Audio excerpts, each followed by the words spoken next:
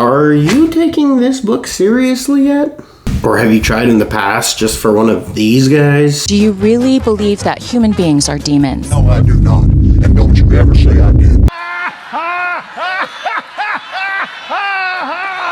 To put a bad taste in your mouth about it, in this video, I want to give you a few reasons why your salvation and your personal relationship with this book and Jesus is so important, especially in the time that we're in. So if you're not all in yet, or you're a little skeptical about this book, here are just a few of the countless reasons why you should start believing.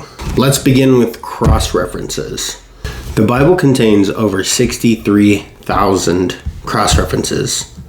No book even comes close. The closest comparisons, like encyclopedias or other religious texts, contain a fraction of that number, but they fail to weave them into a unified, harmonious story over thousands of years. The Bible doesn't just reference itself. It ties everything together to form a complete picture. A story from Genesis to Revelation that spans thousands of years and yet still remains consistent throughout its message.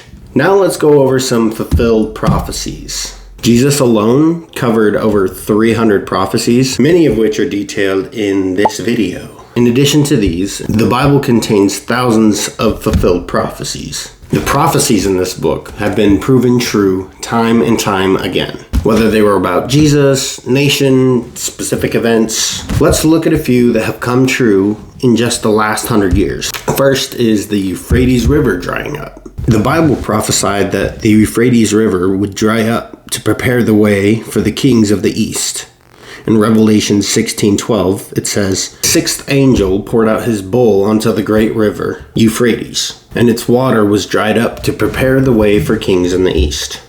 This is happening right now. Many see this as the end times coming. Second prophecy, Israel becoming a nation again. The Bible foretold that the Jewish people would return to their land, and Israel would be reestablished as a nation. This prophecy was fulfilled in 1948, when Israel became a modern state after 2,000 years of exile.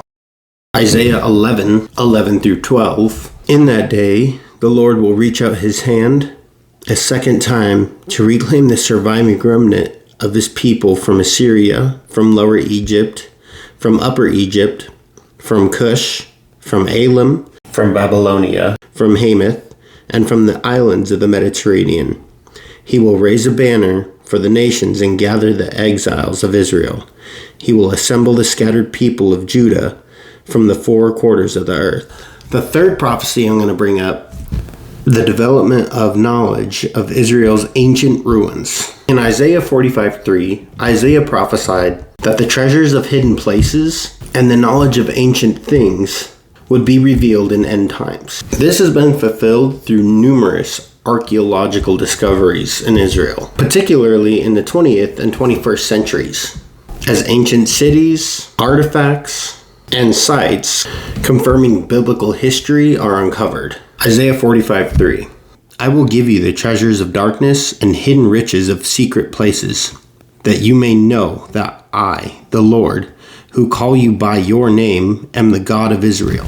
The Bible has never been wrong. Not once. No matter how many people try, no matter how many times they try, no matter who tries to find inconsistencies or contradictions, anything like that, they fail. And many end up coming before Jesus and becoming a believer themselves. Whether it's ancient history, science, or prophecy, the Bible stands the test of time. People who have tried to disprove it only confirmed its truth. Now, what's crazy is there are still prophecies that haven't been fulfilled yet, such as the mark of the beast. We see this in Revelations 13:16 through 17, where it talks about a system where people won't be able to buy or sell without the mark of the beast. This will be a future global system, a new world order. This is a prophecy in the making. Being aware of it and preparing for it is vital. Revelation 13:16 through 17. "It also forced all people, great and small, rich and poor, free and slave, to receive a mark on their right hands or on their foreheads, so that they could not buy or sell unless they had the mark, which is the name of the beast or the number of its name. I've barely scratched the surface of the power that this book holds. And yet, even with what little I've shared, nothing compares to the profound truths and life-changing miracles that are found within it. No belief, no religion comes close to what's in here. Coming from someone who has major trust issues with this world, this is the one thing I know I can rely on to never be wrong. If you're searching for answers to life's toughest questions, this is the best you're gonna find. It's all in here. Despite what the world may have made this book look like, it's up to you to dig deep and find the answers for yourself. It's time to discover what it truly holds and how it can change your life.